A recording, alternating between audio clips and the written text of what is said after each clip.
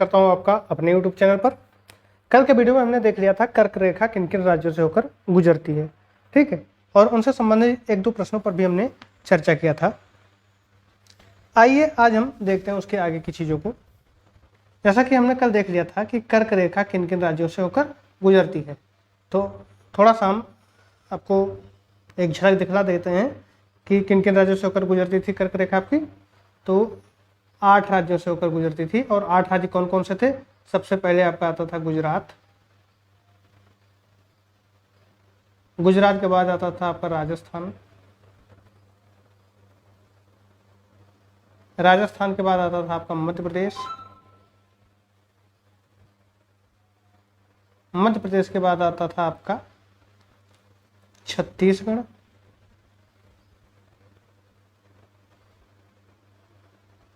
छत्तीसगढ़ के बाद आता था आपका झारखंड, फिर आपका आता था पश्चिम बंगाल,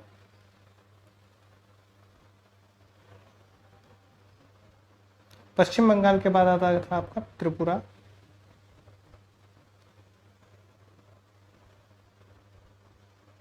और फिर आपका क्या आता था? मिजोरम। ये आपके 8 राज्य हैं जो कि जिनसे आपका कर्क रेखा होकर गुजरती है। 1 2 3 4 5 6 7 8, ठीक। तो ये वही 8 राज्य हैं जिनसे आपकी कर्क रेखा होकर गुजरती है। अब आइए आज हम आगे बढ़ते हैं। कुछ चीज़ें जो हमने जानकारी के लिए नहीं लिखी थी, ये आप नोट कर लीजिए। आइए देखते हैं कुछ महत्वपूर्ण तथ्य।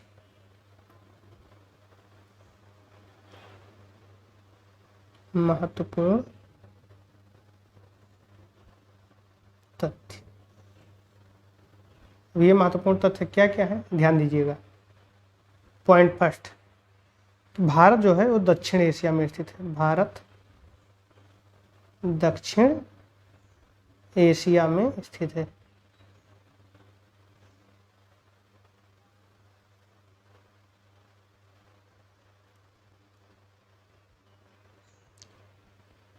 इसके पूर्व में क्या है, अगर हम ये भारत मान लें, देखिएगा प्रतीकात्मक रूप से मैं बता रहा हूँ। इसके ये आपका ईस्ट हो गया, ये आपका क्या हो गया? वेस्ट हो गया, ठीक। तो ईस्ट में क्या है? इंडोचीन प्रायद्वीप, इंडोचीन प्रायद्वीप। पश्चिम में इसके क्या है? तो अरब प्रायद्वीप है। ये आपको ध्यान रखना है कि पश्चिम में अरब प्रायद्वीप है, पूर्व में इंडोचीन प्रायद्वीप है, ये भारत के, ठीक है। अगर हम भारत के क्षेत्रफल की बात करते हैं, भारत का जो क्षेत्रफल है, भारत के संदर्भ में कुछ महत्वपूर्ण तथ्य हैं, आपको ध्यान रखना है। यहाँ से क्वेश्चन आपसे पूछ लिए जाते हैं। क्षेत्रफल है जो, वो कितना है? 32 लाख, ध्यान दीजिएगा, 32,87,263 किलोमीटर स्क्वायर इसका क्या है? एरिया है, ठीक है। अच्छा, इसमें वो सारे एरिया कवर हैं जो चीन द्वारा कब्जे किए गए हैं, पाकिस्तान के द्वारा कब्जा कर लिया गया है, ठीक है। ये सारे एरिया आपके कवर हैं। कितना कब्जा किया गया ये महत्वपूर्ण नहीं है, क्योंकि इनसे भी प्रश्न नहीं बने, ठीक है। क्षेत्रफल आपका कितना है? 32,87,263 किलोमीटर स्क्वायर है आपका एरिया, किसका? भारत का। अच्छा, इतना एरिया रखता है तो ये क्या विश्व के स्थल भाग का कितना परसेंट हुआ? हम सिर्फ स्थल भाग की बात कर रहे हैं, संपूर्ण विश्व के क्षेत्रफल की बात नहीं कर रहे हैं। संपूर्ण विश्व में जितना स्थलीय भाग है उसके क्षेत्रफल के सापेक्ष भारत का जो क्षेत्रफल है वो कितने परसेंट है? तो वो आपका 2.4% है। मात्र कुल जमीन का 2.4% भारत अपने अंतर्गत रखता है, ठीक है। भारत का जो बाउंड्री है वो उसके अंतर्गत जो क्षेत्रफल है वो संपूर्ण विश्व के स्थलीय भाग का, या कहते हैं कि कुल जमीन का 2.4% ही है, ठीक। लेकिन प्रतिशत क्षेत्रफल यहां हम लिख देते हैं, संपूर्ण स्थलीय भाग का प्रतिशत, कितना है? 2.4% भारत की भूमि है। ठीक, विश्व का 7वां सबसे बड़ा देश है, ये इंपॉर्टेंट पॉइंट है। क्षेत्रफल की दृष्टि से, क्षेत्रफल की दृष्टि से विश्व का 7वां सबसे बड़ा देश है। अब आपके दिमाग में एक प्रश्न आ रहा होगा कि 7, अगर ये 7वां ये है तो पहले, दूसरे, तीसरे, चौथे नंबर पर कौन से आते हैं? तो आइए हम उन्हें भी देख लेते हैं कि पहले, दूसरे, तीसरे नंबर पर आप इसका स्क्रीनशॉट ले सकते हैं, या अगर नोट करना चाहें तो नोट भी कर सकते हैं। फिर हम आगे बढ़ते हैं।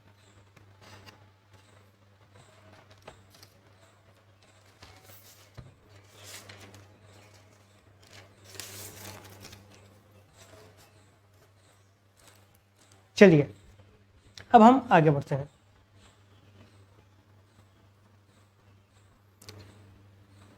तो पहले नंबर पर आपका आता है रूस। एरिया कितना है इसका कोई मायने नहीं है, ठीक है। पहले नंबर पर रूस आता है। दूसरे नंबर पर आपका आता है कनाडा, क्षेत्रफल की दृष्टि से। यहां हम लिख सकते हैं क्षेत्रफल की दृष्टि से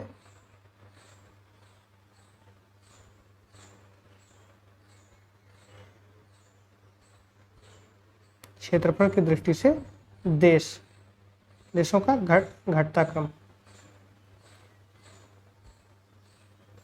तीसरे नंबर पर आपका आता है क्या? यूएसए यानी अमेरिका। ये अमेरिका महाद्वीप में है, यहाँ यूएसए लिखे दे रहे हैं, यूनाइटेड स्टेट ऑफ अमेरिका, संयुक्त राज्य अमेरिका।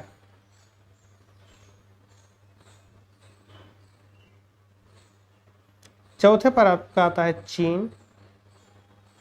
पांचवें पर आपका आता है ब्राजील।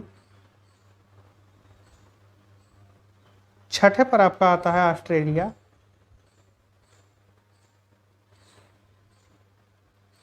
और सातवें पर आपका आता है भारत। आठवें पर आपका आता है अर्जेंटीना।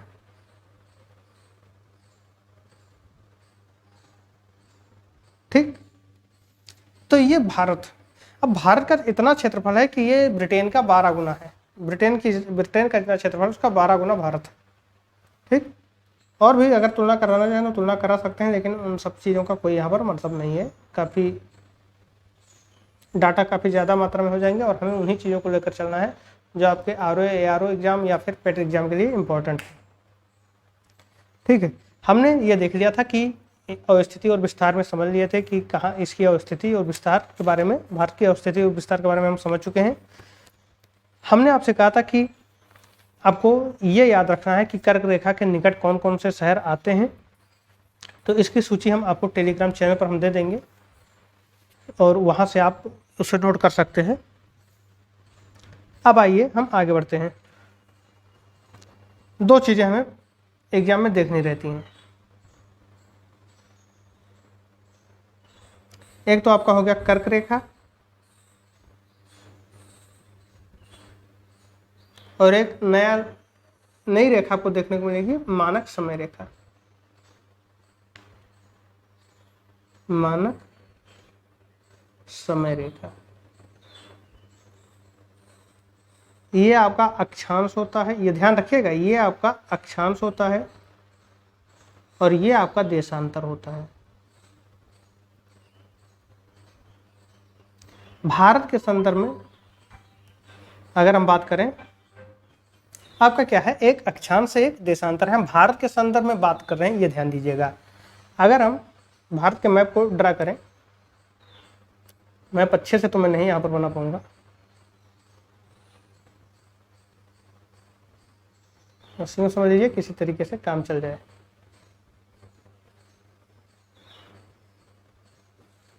यहाँ पर गैप ऐसे होना चाहिए। चलिए कोई नहीं,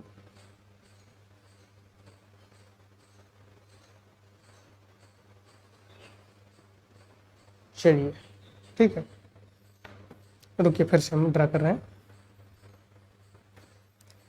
भारत का नक्शा बनाना और रोटी बनाना हम लोगों के लिए ये सही है।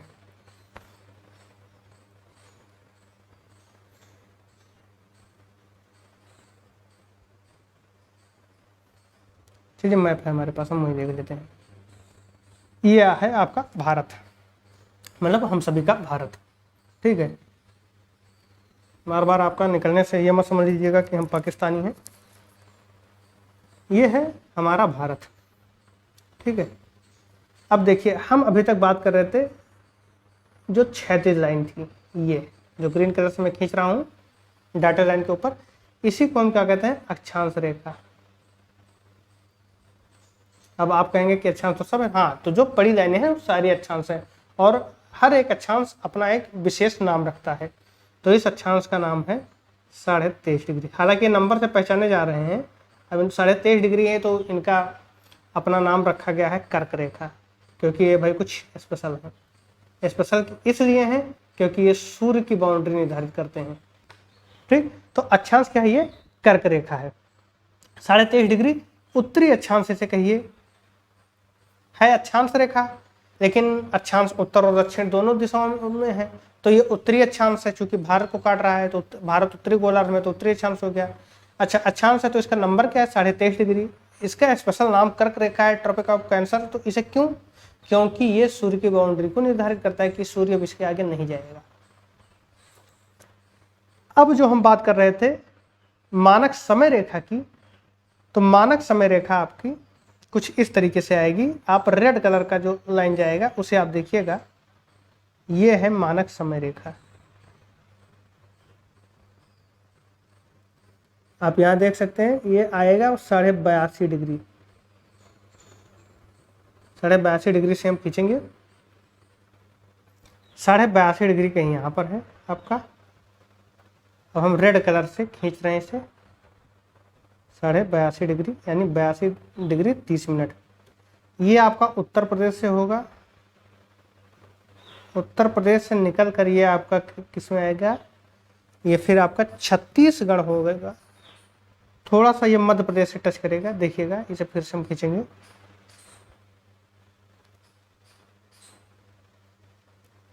रेड कलर की लाइन आप देखिएगा, ये कुछ इस तरीके से निकलेगा कि हल्का सा मध्य प्रदेश को भी टच करेगा, फिर छत्तीसगढ़ होगा, फिर ये आपका निकल जाएगा उड़ीसा, और उड़ीसा के बाद आपका ये आंध्र प्रदेश से होकर निकल जाएगा। ये लाइन क्या है, 82.5 डिग्री।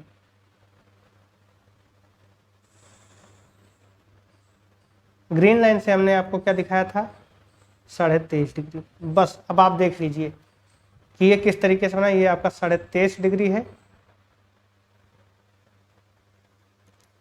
इसे लिख सकते हैं 23 डिग्री 30 मिनट, और 82.5 डिग्री को हम लिख सकते हैं 82 सही 1/2, ठीक है।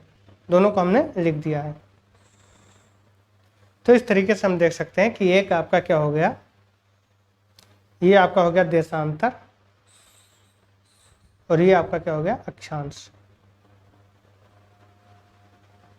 ठीक है। अब ये किन किन राज्यों से होकर जाता है, तो देखिए सबसे पहले ये नेपाल से जब निकलकर भारत में प्रवेश करता है, तो सबसे पहले आपका अपना उत्तर प्रदेश। उत्तर प्रदेश के बाद ये हल्का सा मध्य प्रदेश को भी टच करता है। मध्य प्रदेश के बाद ये आपका आता है छत्तीसगढ़ में। छत्तीसगढ़ के बाद ये आपका उड़ीसा में आ जाता है, और उड़ीसा के बाद ये आपका किस में आ जाता है, ये आ जाता है आपका आंध्र प्रदेश में। तो कितने राज्यों से, हम यहाँ पर क्रम लिखे दे रहे हैं। पहले आपका उत्तर प्रदेश, फिर आपका मध्य प्रदेश, फिर आपका छत्तीसगढ़,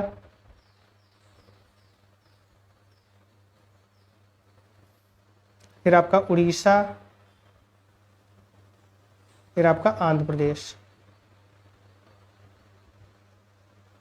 तो मानक समय रेखा कितने राज्यों से होकर गुजरती है, तो ये 5 राज्यों से होकर गुजरती है। कितने राज्यों से होकर गुजरती है, 5 राज्यों से होकर गुजरती है। ये कितने डिग्री देशांतर को कहा जाता है, तो ये 82.5 डिग्री पूर्वी देशांतर को कहा जाता है। 82.5 डिग्री पूर्वी देशांतर भारत का मानक समय रेखा है, भारत का मानक समय रेखा है। भारत में कहीं भी टाइम डिसाइड किया जाएगा तो रेफरेंस किसका लिया जाएगा, 82.5 डिग्री का। 82.5 डिग्री के आधार पर ही टाइम को सेट किया जाएगा, ठीक है। नहीं तो अभी हम आपको देशांतर रेखाओं और समय के बारे में संबंधों को बताएंगे और फिर आप डिसाइड कीजिएगा कि 82.5 डिग्री को क्यों माना गया है, ठीक।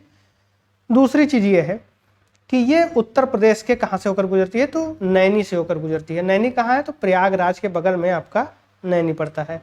प्रयागराज के बगल में आपका नैनी है, वहीं से होकर गुजरती है। कहीं कहीं आपको मिर्जापुर लिखा मिल जाएगा, ठीक है। लेकिन ये कहाँ से होकर गुजरती है, तो प्रयागराज के नैनी से होकर गुजरती है। अब इससे संबंधित कुछ प्रश्न पूछे जाते हैं, वो हम देख रहे हैं अभी। आशा करता हूँ कि ये सारी चीज़ें आपको समझ में आ गई होंगी। अब हम इसके आगे बढ़ते हैं और जो इनसे संबंधित प्रश्नों को पूछा जाता है उस पर हम चर्चा करेंगे। तो आपने अब तक क्या देखा कि जो मानक समय रेखा है,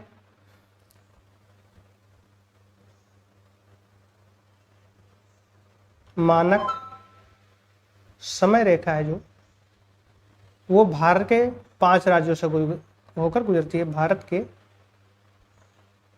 5 राज्यों से होकर गुजरती है। कौन कौन सा, पहला आपका उत्तर प्रदेश, दूसरा आपका मध्य प्रदेश, तीसरा आपका छत्तीसगढ़, चौथा आपका उड़ीसा, पांचवा आपका आंध्र प्रदेश, ठीक। सेकंड क्या है कि 82.5 डिग्री पूर्वी देशांतर को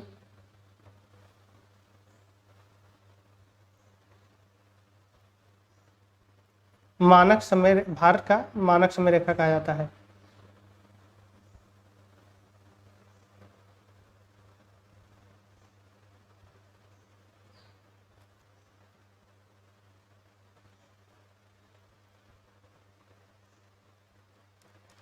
ठीक है,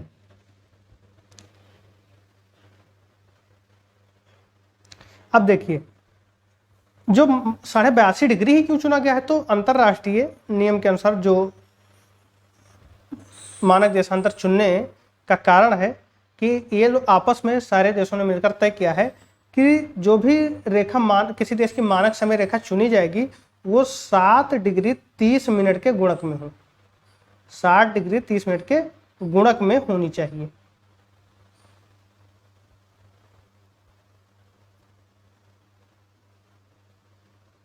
अच्छा, 60 डिग्री 30 मिनट के गुणक में होने का मतलब ये है कि अगर हम दो रेखाओं जिनके बीच में दूरी कितनी है, 60 डिग्री 30 मिनट है अंतर, दो देशांतर के बीच, तो उनमें समय का अंतर कितना होगा ये हम फाइंड करना चाहें तो कैसे होगा। तो आइए हम निकालने का तरीका बताते हैं कि कैसे समय को निकालते हैं।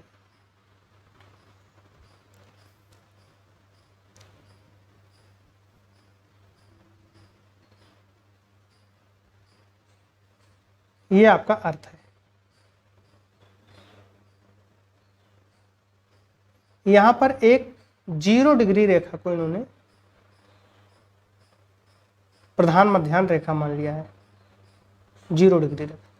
ये आपका जो खड़ी लाइन रहेगी वो देशांतर रहेगी, ये आप अच्छे से याद कर लीजिए, ठीक। अब 0 डिग्री से फिर जब हम 7 डिग्री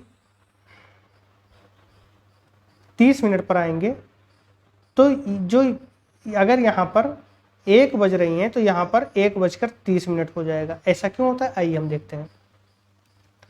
जो देशांतर रेखाएं हैं, देशांतर रेखाओं की कुल संख्या कितनी होती है,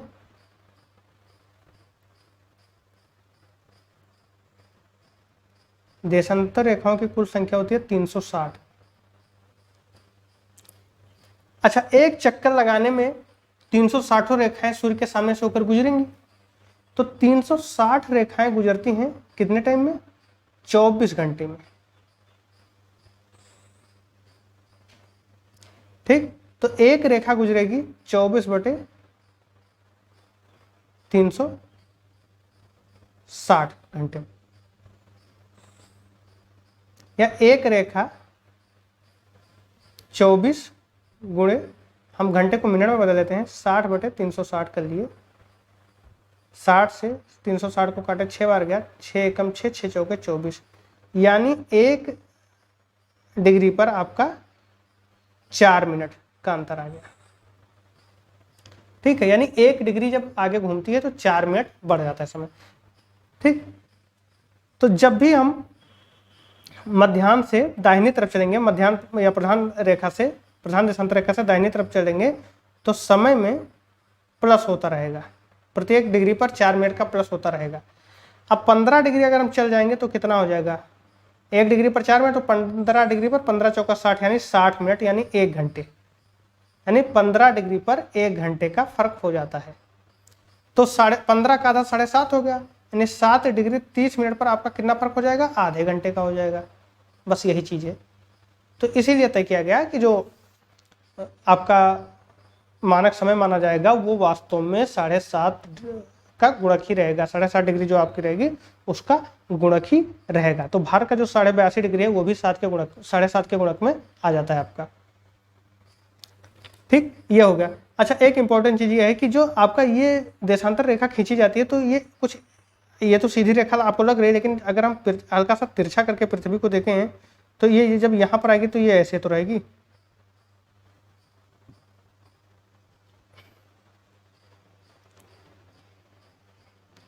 ठीक, कुछ ऐसे ही रहेगी, कर्व लेकर।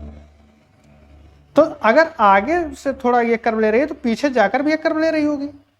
तो कुल मिलाकर हर एक देशांतर रेखा एक ग्रेट सर्किल का निर्माण करती है। क्या करती है, एक ग्रेट सर्किल का निर्माण करती है।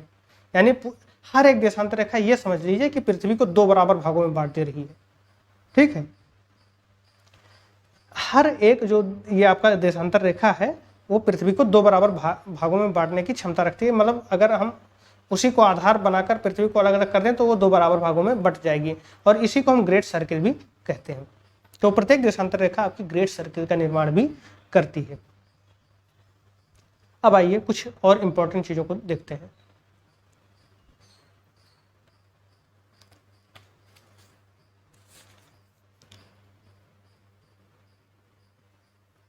कभी कभी पूछ लिया जाता है समय जोन के बारे में, टाइम जोन। ठीक, तो भारत का एक टाइम जोन है, भारत का एक टाइम जोन है।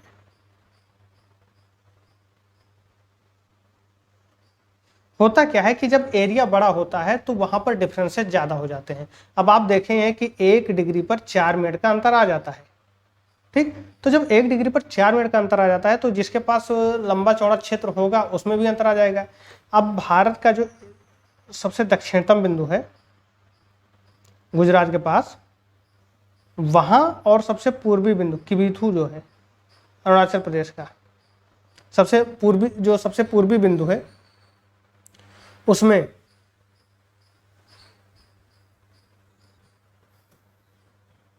लगभग कितने घंटे का अंतर आ जाता होगा। कभी कभी ये प्रश्न पूछ लेता है कि भारत के पश्चिमी बिंदु और पूर्वी बिंदु, इसे अगर हम पश्चिमी बिंदु लिखते हैं, पश्चिमी बिंदु और ये पूर्वी बिंदु, इनके बीच में समय का अंतर बताइए, समयांतर कितना होता है। तो आराम से आप निकाल सकते हैं। कैसे, आप जानते हैं कि जो आपका लास्ट पॉइंट है, जो मतलब सबसे स्टार्टिंग पॉइंट है, उसका जो निर्देशांक है वो कितना है। तो ये आपका कहाँ से स्टार्ट होता है, तो ये 68 डिग्री 7 मिनट से लेकर 97 डिग्री 25 मिनट तक, 68 डिग्री यानी 68 डिग्री 7 मिनट से पूर्वी देशांतर से स्टार्ट होता है, और 97 डिग्री 25 मिनट के देशांतर पर ये समाप्त हो जाता है। अब अगर हम इसका अंतर निकालते हैं तो कितना हो जाएगा, 97 डिग्री 25 मिनट से 68 डिग्री 7 मिनट हम घटा देते हैं।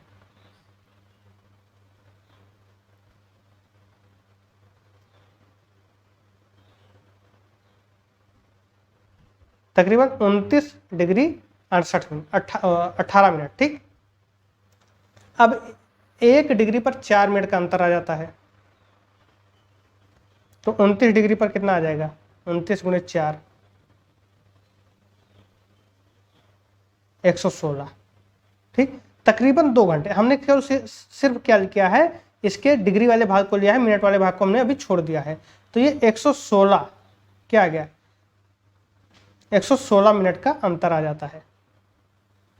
ठीक, केवल हम जब डिग्री की बात करें 116 मिनट, तो तकरीबन 120 आ जाना चाहिए। अब 120 मिनट का अंतर मतलब तकरीबन ये 2 घंटे का अंतर उत्पन्न करता है। ठीक है, जो आपको ऑप्शन दिया जाएगा उसमें ये दे दिया जाएगा कि लगभग कितना अंतर उत्पन्न करता है पूर्व से और पश्चिम के बीच में, जो समय अंतर होता है उसमें लगभग कितना अंतर रहता है, तो लगभग 2 घंटे का अंतर रहता है। 2 घंटे का अंतर रहता है।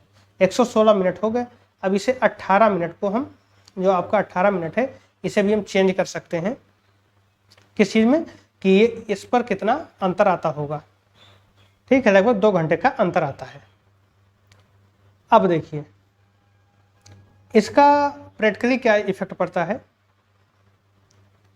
तो आप सभी लोग जानते हैं कि पृथ्वी जो है वो पूर्व से पश्चिम से पूर्व की ओर घूमती है। पश्चिम से, ये मान लीजिए आपका एक पॉइंट ए है, एक पॉइंट बी है, और पृथ्वी के घूमने का जो तरीका है ये इस तरीके से घूमती है, पश्चिम से पूर्व की ओर। यहाँ पर आपका सन है। ठीक, तो सबसे पहले बी पॉइंट आएगा आपका। अब अगर हम यही मान लें कि ए पॉइंट जो है वो कच्छ का रण क्षेत्र का जो गुजरात का है वो है, बी आपका अरुणाचल प्रदेश का है, तो सबसे पहले बी पॉइंट आ जाएगा। इसका मतलब ये हुआ कि बी पर रहने वाला व्यक्ति सूर्य को पहले देख रहा है। अब सूर्य को पहले देख रहा है, इसका मतलब कि सूर्य उसके लिए पहले उगा है। ठीक, अब 2 घंटे बाद जिस सिचुएशन में बी अभी देख रहा है, 2 घंटे बाद ए को 2 घंटे बाद ये चीजें देखने को मिलेगी, यानी उसके लिए वही टाइम 2 घंटे बाद पड़ रहा है। सूर्य की स्थिति 2 घंटे बाद आ रही है। तो इसका मतलब ये हुआ कि बी को सूर्योदय अगर 6 बजे दिखाई पड़ रहा है तो ए को 8 बजे होगा, ए के पास सूर्योदय 8 बजे होगा, यानी 2 घंटे लेट। ठीक, तो इसका मतलब क्या हुआ कि जो आपका कच्छ के रण में क्या हुआ, कच्छ का जो क्षेत्र है, गुजरात का जो क्षेत्र है, सबसे लास्ट मतलब पश्चिमी क्षेत्र है, वहां पर जो सूर्योदय होगा वो 2 घंटे बाद होगा अपेक्षाकृत पूर्व में जो राज्य हैं उनके सापेक्ष। तो ये अंतर आ जाता है। तो इसीलिए चाय बागान टाइम जोन ऐसे मतलब मांग चलती रहती है कि एक अलग टाइम जोन भी होना चाहिए, क्योंकि काफ़ी दिक्कतों का सामना करना पड़ता है। ठीक है, समय, अब भाई आपने तो स्टैंडर्ड बना दिया कि एक इसी से मिलाकर चलो, लेकिन अब कहीं अब सूर्य तो आपके घड़ी के हिसाब से चलने वाला नहीं है, तो उसके लिए रात तो जब होगा तभी होकर, जब होता होगा रात तभी होगा। अब आप समय को चाहे आगे पीछे कर लें, चाहे जैसे भी एडजस्ट करें, अब आपको दोनों को संतुष्ट रखना है, पश्चिम वाले को भी पूर्व वाले को भी। तो इसके लिए आपको विकल्प ढूंढना ही पड़ेगा। ठीक है, ये चीज़ें थी कि टाइम जोन का क्या इफेक्ट होता है। तो अगर हम देखें तो भारत में एक टाइम जोन है। अगर रूस की बात करें तो रूस में टाइम जोन की संख्या आपकी कितनी है, 9। यूएसए में आपका 6। इस तरीके से आपका टाइम जोन है जो विस्तृत क्षेत्र है। ठीक है, भारत में भी तो टाइम जोन की मांग होती रहती है समय समय पर। अब आइए कुछ महत्वपूर्ण चीज़ों को और देखते हैं।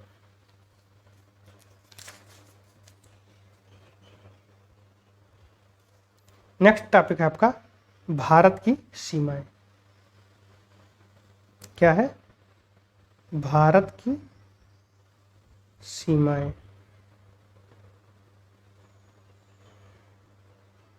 ठीक है, तो अगर हम एक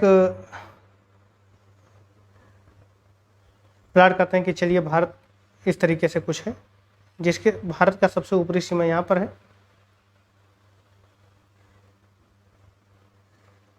पश्चिमी यहाँ पर, दक्षिणी यहाँ पर और पूर्वी यहाँ पर। ठीक है, तो यहाँ पर आपका कुछ ऐसे आएगा। ठीक है, और ये आपका ऐसे होता हुआ कुछ इस तरीके से बन जाएगा। ठीक से तो नहीं बना, बस आपको समझने के लिए पर्याप्त है कि ये जो सीमा आपको दिखानी है, ये आपको दिखानी है पूर्वी सीमा, ये आपकी सॉरी ये उत्तरी सीमा, ये पूर्वी सीमा। तो अगर हम पूर्व की बात करें तो पूर्व आपका ये है, और पूर्व में अरुणाचल प्रदेश का किबीथू है। ठीक है, ये जो यहाँ पर बन रहा है आप ध्यान में दीजिए, ये यहाँ पर जाएगा अरुणाचल प्रदेश में, ये आपका किबीथू है। किस में पड़ता है, अरुणाचल प्रदेश में, सबसे पूर्वी सीमा, पूर्वी बिंदु कह लीजिए। पश्चिमी बिंदु की अगर हम बात करते हैं तो ये गौरा माता या गुहार मोती है, गौरा माता या गुहार मोती है। और ये कहाँ पर पड़ता है? ये आपका गुजरात में पड़ता है। अगर हम दक्षिण की बात करें तो दक्षिण में आपको थोड़ा सा दो चीज़ें ध्यान में रखनी है कि ये तो आपका मुख्य भूमि है और इसके अतिरिक्त हमारे पास कुछ द्वीप भी हैं, ठीक है। तो आपको द्वीप का भी याद रखना है, द्वीप यहाँ से टच करते जाएगी और ये आपका यहाँ है मुख्य भूमि। तो मुख्य भूमि को हम क्या कहते हैं? कन्याकुमारी, ठीक है। मुख्य भूमि आपका क्या है? कन्याकुमारी, जो कि तमिलनाडु में है।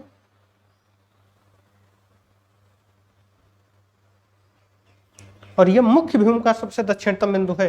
आपसे दो चीजें पूछ सकते हैं, या मुख्य भूमि का दक्षिणतम बिंदु बताइए, और जो आपका संपूर्ण भारत को अगर हम ध्यान में रखते हुए देखें तो सब संपूर्ण भारत का दक्षिणतम बिंदु बताइए। तो देखिए ये आपका 8 डिग्री 4 मिनट से स्टार्ट हो जा रहा था और ये आपका 6 डिग्री 45 मिनट से, तो 6 डिग्री 45 मिनट वाला सबसे दक्षिणतम है। तो ये कहाँ से होता है? तो ये ग्रेट निकोबार, आपने पढ़ा होगा सबसे दक्षिणतम बिंदु है इंदिरा पॉइंट, लेकिन ये संपूर्ण भारत को जब दृष्टिगत रखते हुए देखते हैं तब होता है इंदिरा पॉइंट। ये कहाँ है? ये ग्रेट निकोबार में है। कहाँ पर है? ग्रेट निकोबार। इसी को पिग्मेलियन पॉइंट भी कहा जाता है। क्या कहा जाता है? पिग्मेलियन पॉइंट भी इसी को कहा जाता है। ये हालांकि सुनामी आने के बाद ये लगभग डूब ही चुका है। ये है कहाँ पर? तो ये ग्रेट निकोबार में है, ठीक है। पश्चिमी बिंदु आपका गौरा माता या गुहार मोती है, गुजरात में है। सबसे उत्तरतम बिंदु को हम कहते हैं इंदिरा काल, इंदिरा काल। ये कहाँ है? ये लद्दाख में है,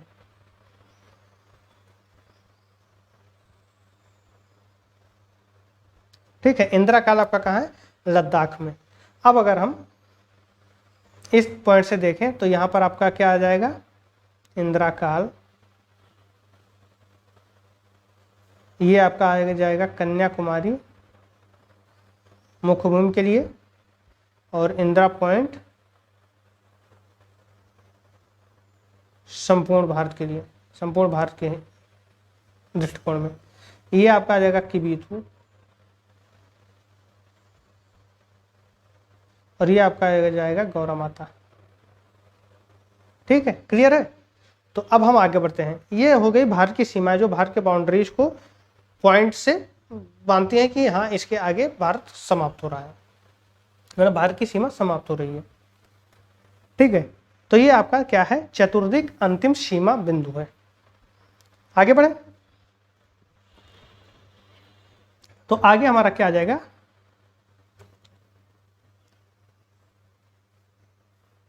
आइए इसे हम थोड़ा मैप पर भी देख लेते हैं। ये आपका मैप है, इसमें आप देख लीजिए कि जो सबसे ये बिंदु है दक्षिणतम बिंदु मुख्य भूमि का, इसे हम कन्याकुमारी कहते हैं।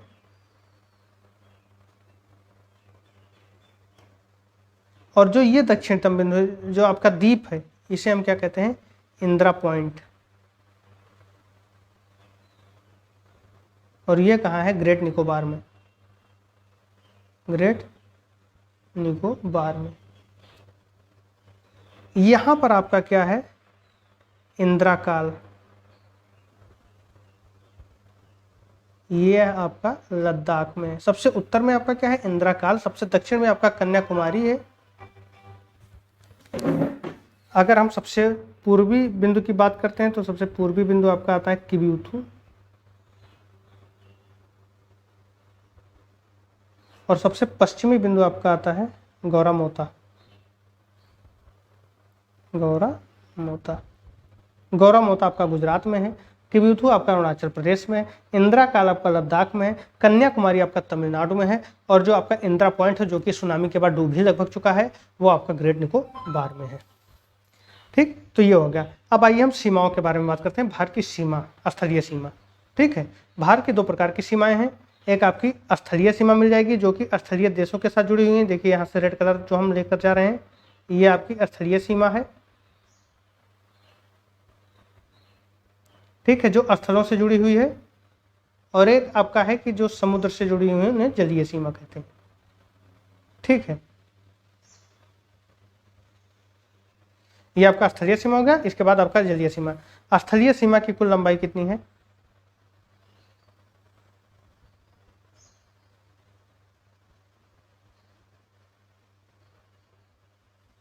स्थलीय सीमा की जो कुल लंबाई है वो आपका 15,200 किलोमीटर है। यानी जो जमीन का जुड़ाव है वो 15,200 किलोमीटर है। अच्छा, अब ये जो स्थलीय सीमा है इनमें आपका देशों से ही जुड़ाव होगा भाई, क्योंकि अगर देशों से जुड़ाव नहीं होगा तो जलीय सीमा के अंतर्गत आ जाएगा, क्योंकि वहां पर जल है। अब ये किन किन देशों से जुड़ा हुआ है? तो देखिएगा, भारत बांग्लादेश,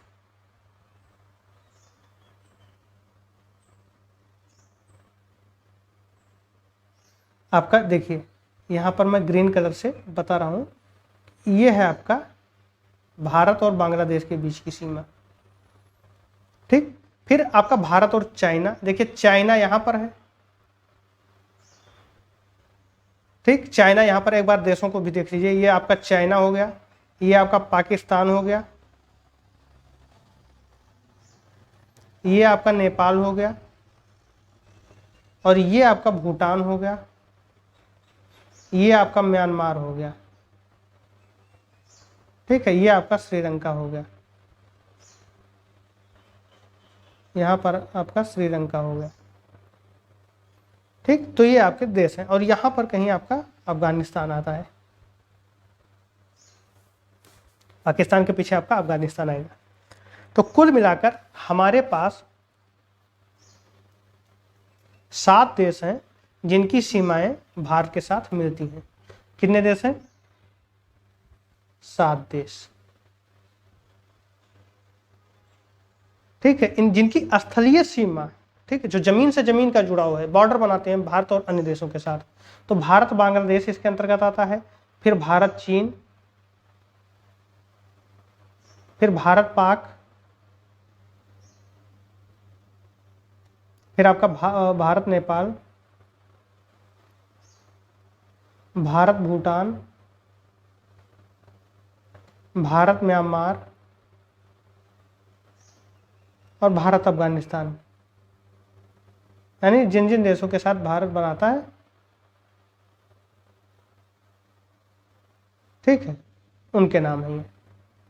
7 देशों के साथ बनाता है। अब हम सातों की लंबाई भी देखेंगे कि किन से कितनी लंबाई का सीमा बनाता है भारत।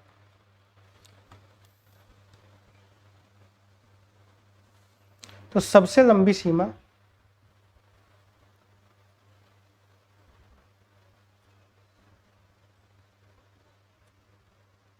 भारत बांग्लादेश की है।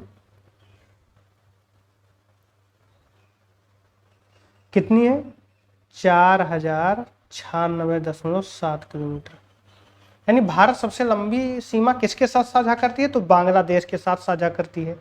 ठीक है, अच्छा, किन कौन कौन से राज्य हैं जो साझा करते हैं? भारत के कौन कौन से राज्य हैं जो बांग्लादेश के साथ सीमा साझा करते हैं? ये 4,096, 15,200 का कितने परसेंट है? तो ये 27% है। यानी 27% बाउंड्री हमारी बांग्लादेश के साथ लगती है। ठीक है, कौन कौन से राज्य हैं? तो हैं आपके 5 राज्य। कौन कौन से हैं? असम, मेघालय, त्रिपुरा, मिजोरम, पश्चिम बंगाल। ये आप नोट करते चलिएगा कि 5 राज्य हैं जो बांग्लादेश के साथ सीमा साझा करते हैं। ठीक, बांग्लादेश के साथ कितने राज्य सीमा साझा करते हैं? 5 राज्य करते हैं। और उसमें भी सबसे लंबा कौन करता है? तो पश्चिम बंगाल जो है, नेक्स्ट पॉइंट देख लीजिएगा, पश्चिम बंगाल बांग्लादेश से सर्वाधिक लंबी सीमा साझा करती है।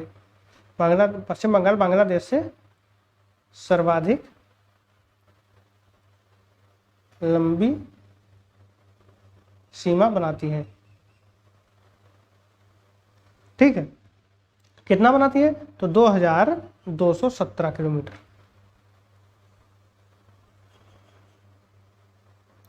दूसरे स्थान पर आपका त्रिपुरा आता है, त्रिपुरा दूसरे स्थान पर आता है पश्चिम बंगाल के बाद, ये ध्यान रखिएगा, ठीक है। आइए हम इसे मैप के माध्यम से भी समझ लेते हैं कि जो आपके, पहले हम राज्य देख लेंगे कौन कौन से हैं, फिर उसके बाद हम समझ लेते हैं कौन कौन से राज्य बनाते हैं। कौन कौन से राज्य, ये आपका बांग्लादेश है। और अब ध्यान दीजिएगा कि कौन कौन से राज्य सीमा बनाते हैं। ये आपका क्या हो गया? बांग्लादेश। तो सबसे पहले अगर हम बात करते हैं तो ये है आपका बांग्लादेश, ठीक है, ये आपका बांग्लादेश हो गया। और बांग्लादेश आपका पश्चिम बंगाल के साथ सर्वाधिक लंबी सीमा साझा करता है। तो ये आपका क्या होगा? पश्चिम बंगाल,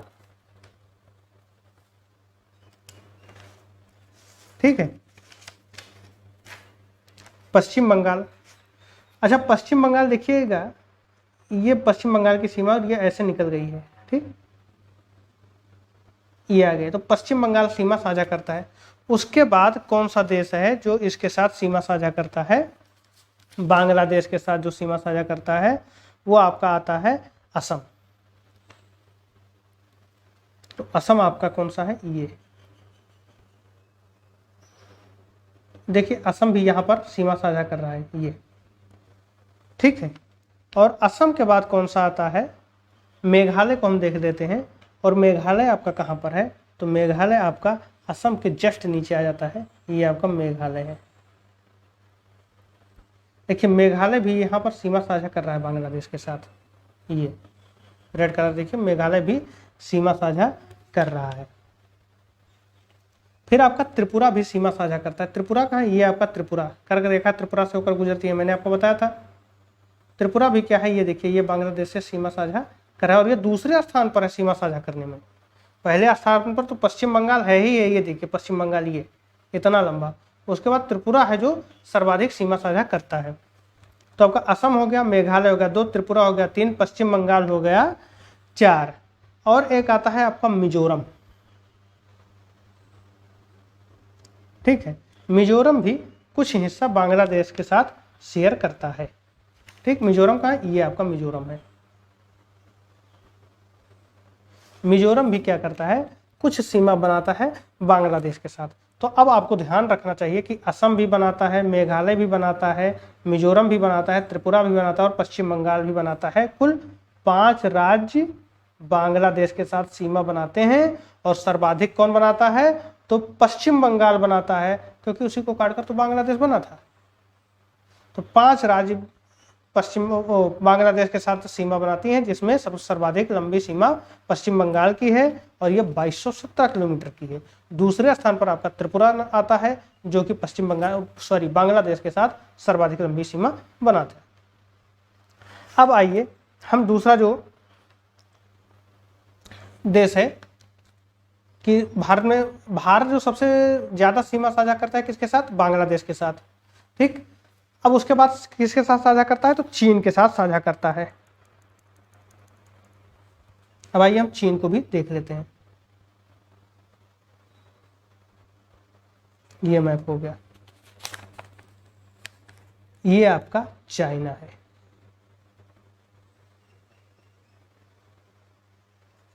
चाइना जो सीमा साझा करता है, इसे हम 3 सेक्टरों में बांट देते हैं, ठीक।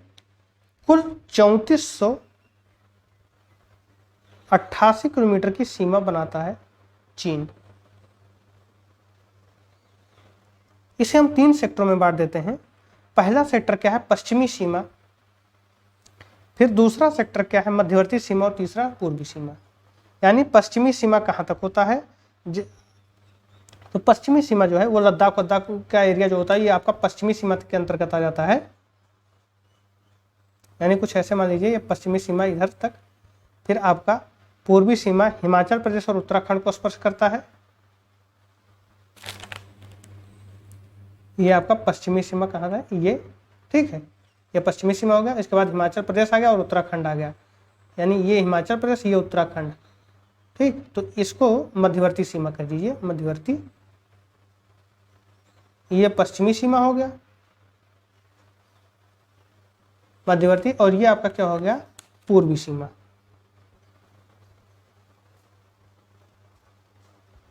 ठीक है, मध्यवर्ती सीमा फिर पूर्वी सीमा।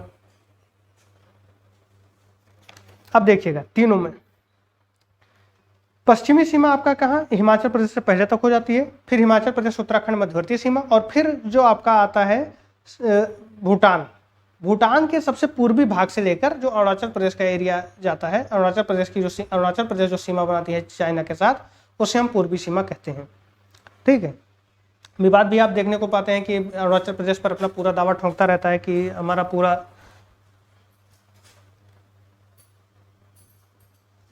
ठीक है। अच्छा, जो मैकमोहन रेखा है, कभी कभी पूछा जाता है मैकमोहन रेखा किन दो देशों के बीच की रेखा है, तो भारत और चाइना के बीच की रेखा है, और ये 1140 किलोमीटर लंबी है। कितनी, 1140 किलोमीटर लंबी रेखा है मैकमोहन रेखा।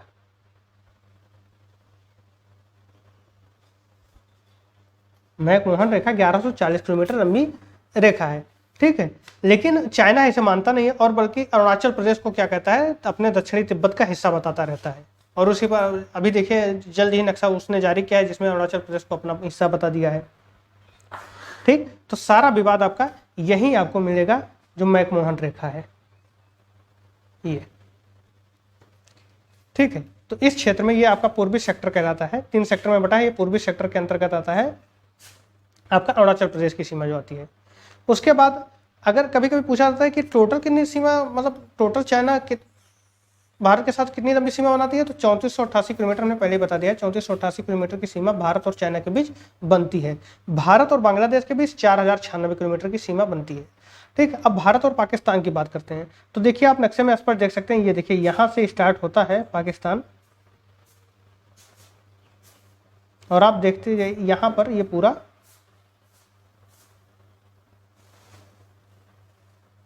यहां तक। ठीक है, यहां तक क्या है, पाकिस्तान है, इसके ऊपर थोड़ा सा अफगानिस्तान भी लगता है। अब भारत और पाक की जो सीमा है वो तीसरे नंबर पर आती है, कि भारत और पाक के बीच जितनी लंबी सीमा बनती है वो तीसरे नंबर पर आती है। पहले पर भारत बांग्लादेश का, फिर भारत चाइना का, फिर भारत पाकिस्तान का। भारत पाकिस्तान की जो सीमा बनाती है उनकी लंबाई है, भारत पाक सीमा की लंबाई कितनी है, यह है आपका 3323 किलोमीटर। ठीक है, आप जानते हैं इसमें काफ़ी सारे विवाद चलते रहते हैं। इनके भारत और पाकिस्तान के बीच की जो सीमा है उसे रेड क्लिफ्स के नाम से भी जाना जाता है। किस नाम से, रेड क्लिफ के नाम से भी जाना जाता है। ठीक है, भारत पाकिस्तान के बीच की सीमा को रेड क्लिफ के नाम से भी जाना जाता है। तो ये हो गया। अच्छा, भारत और पाकिस्तान, जैसे हमने देखा कि भारत और बांग्लादेश के बीच सीमा राज्यों के बीच कैसे कैसे बटा हुआ है, वैसे ही भारत पाकिस्तान की अगर देखें तो जम्मू कश्मीर का 1225 किलोमीटर एरिया इसके साथ लगता है आपका। लेकिन अब चूंकि ये डिवाइड कर दिया गया है केंद्र शासित प्रदेश में आपका लद्दाख, तो ये कम हो गया है ये जो सीमा है। फिर राजस्थान 1070 किलोमीटर की लंबाई टच करता है, पंजाब जो है 553 किलोमीटर की लंबाई, और गुजरात 508 किलोमीटर की, यानी कुल मिलाकर 3323 किलोमीटर की सीमा जो है वो टच करता है।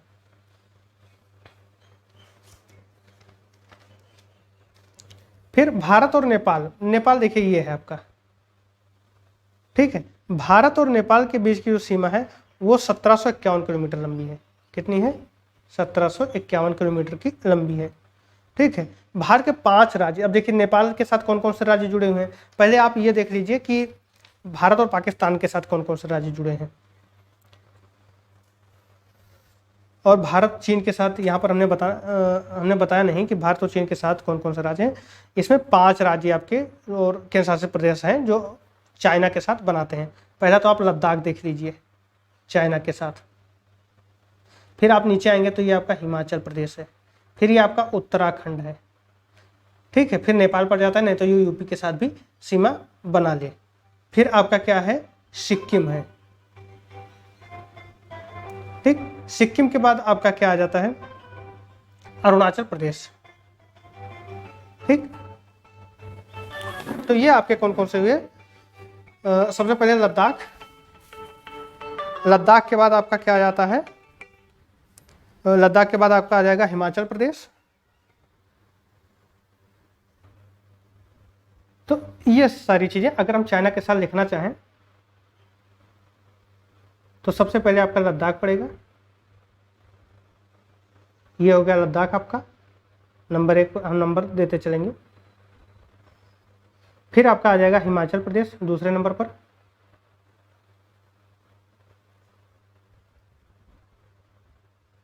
फिर तीसरे पर उत्तराखंड।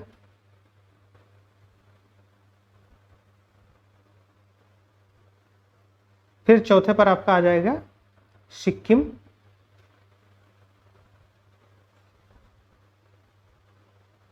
फिर आपका आ जाएगा पांचवें पर अरुणाचल प्रदेश।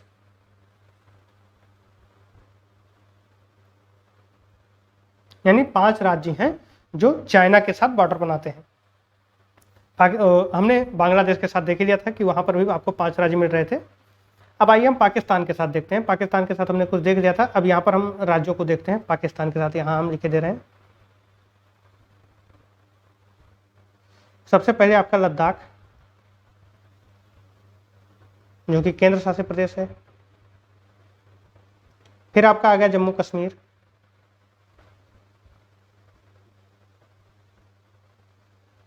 दूसरे नंबर पर। फिर तीसरे नंबर पर आपका आ जाता है पंजाब। फिर आपका आ जाता है चौथे नंबर पर राजस्थान। ये आपका चौथा नंबर है राजस्थान। फिर आपका आ जाता है पांचवें पर गुजरात।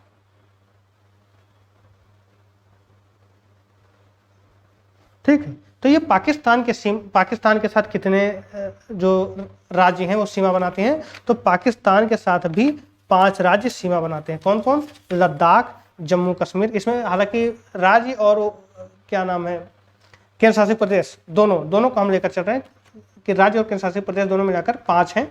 अब देखते हैं कि लद्दाख हो गया, जम्मू कश्मीर हो गया, राजस्थान हो गया, पंजाब हो गया एवं गुजरात हो गया। ठीक, और इस रेखा को हम क्या कहते हैं? रेड क्लिफ रेखा, रेड क्लिफ रेखा भी कहते हैं। ठीक, तो 5 पाकिस्तान के साथ, 5 चाइना के साथ और 5 ही बांग्लादेश के साथ राज्य जो हैं वो सीमा बनाते हैं। अब आ जाइए नेपाल के साथ।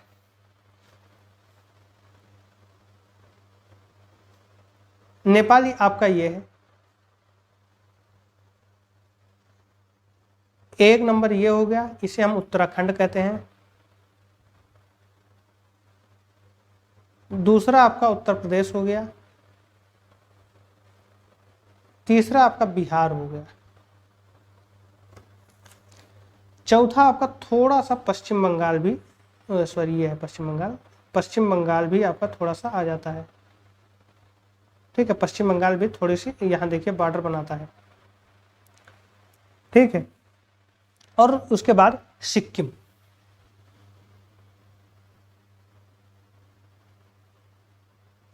सर्वाधिक सीमा बिहार नेपाल के साथ बनाता है। सर्वाधिक लंबी सीमा जो है वो बिहार जो है नेपाल के साथ बनाता है।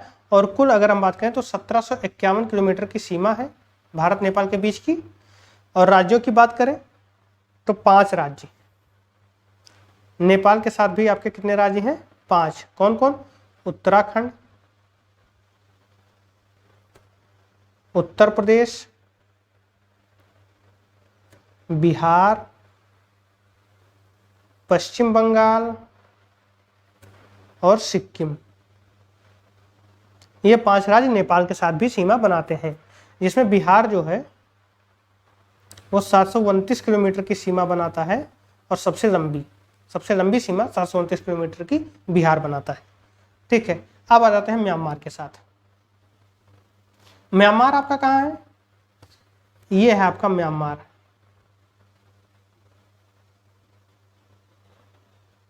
देखिए म्यांमार के साथ कौन कौन राज्य सीमा बनाते हैं? पहले तो कुल लंबाई जो है म्यांमार के साथ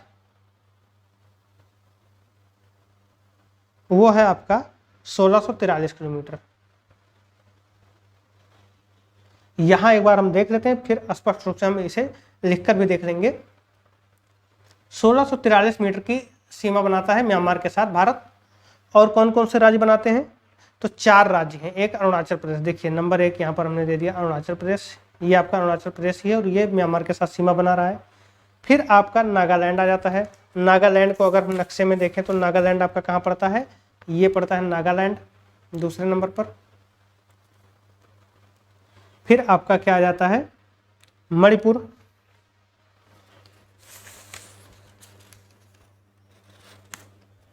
मणिपुर आपका कहाँ पड़ता है? ये आपका मणिपुर पड़ता है और ये आपका मिजोरम है। तो कौन कौन से राज्य? अरुणाचल प्रदेश, फिर आपका क्या? नागालैंड, फिर आपका क्या है? मणिपुर और फिर मिजोरम। ये 4 राज्य हैं जो क्या करते हैं? सीमा बनाते हैं म्यांमार के साथ। ठीक है, बाकी बांग्लादेश के साथ हमने देखा 5 है, पाकिस्तान के साथ भी आपने देखा 5 है, जिसमें केंद्र शासित प्रदेश को भी हमने शामिल कर लिया था। उसके बाद बचता है भारत और भूटान। ये देखिए यहां पर आप देखिएगा, ध्यान दीजिएगा, ये आपका भूटान है। अब भूटान के साथ साथ कौन से देश सीमा साझा करते हैं? तो पहले सबसे पहले ये जान लीजिए कि भूटान के साथ कुल लंबाई जो है वो 699 किलोमीटर है। 699 किलोमीटर है। 4 राज्य है, कौन कौन? सिक्किम, पहले हम लिख लेते हैं फिर हम इसे नक्शे पर प्रदर्शित करते हैं। पश्चिम बंगाल, असम और अरुणाचल प्रदेश। यानी ये 4 राज्य हैं जो प्रदर्शित करते हैं क्या? सीमा लगाते हैं भूटान के भूटान और इन राज्यों के साथ सीमा साझा होती है भूटान की। ठीक है, और ये भारत के साथ कुल 699 किलोमीटर की सीमा है। आइए देखते हैं भूटान को।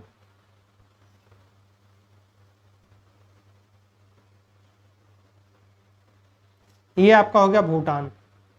ठीक है, जो ये रेड लाइन मैंने खींच दी है ये आपका भूटान है। अब सिक्किम के साथ, तो सिक्किम आपका कहाँ है? ये है। तो भाई सिक्किम के साथ बिल्कुल सीमा साझा है, ये देखिए। सिक्किम के बाद आपका आ जाता है पश्चिम बंगाल। तो पश्चिम बंगाल भी आपका जाता है, तो पश्चिम बंगाल के साथ भूटान की सीमा साझा होती है। फिर आपका आ जाता है असम। असम के साथ तो सीमा साझा होती है, ये देखिए। और फिर आपका आ जाता है अरुणाचल प्रदेश। ये आपका अरुणाचल प्रदेश है। सिक्किम हो गया, अरुणाचल प्रदेश हो गया, असम हो गया और पश्चिम बंगाल हो गया। ठीक है, ये पश्चिम बंगाल है। तो 4 राज्यों के साथ ये सीमा साझा करता है।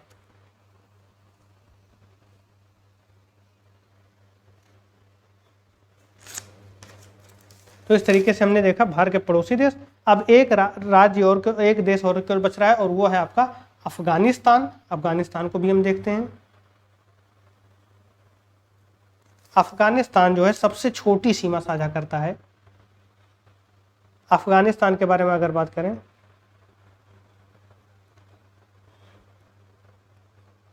तो ये मात्र कितने किलोमीटर की? 106 किलोमीटर की सीमा साझा करता है भारत के साथ। ठीक है, और ये कहाँ पर सीमा साझा करता है? तो ये सिर्फ लद्दाख में सीमा साझा करता है। पहले जम्मू कश्मीर था, अब वर्तमान में लद्दाख के साथ सीमा साझा करता है, यानी यहाँ कहीं ये रेड लाइन में जो खींच रहा था वहाँ पर कहीं सीमा साझा करता है। तो ये भारत और उनके पड़ोसी देश थे जो भारत के साथ सीमा साझा करते हैं। अब कभी कभी प्रश्न पूछा जाता है कि मान लीजिए कि चाइना के साथ भारत के कितने राज्य अपनी सीमा साझा करते हैं। ठीक है, तो ये हमें इस तरीके से क्वेश्चन आ जाते हैं। तो इन क्वेश्चंस को भी देखेंगे, लेकिन उन्हें अगले वीडियो में देखेंगे। आज का वीडियो काफ़ी लंबा बन गया है। अगले वीडियो में हम इसके आगे की चीज़ों पर चर्चा करेंगे। धन्यवाद।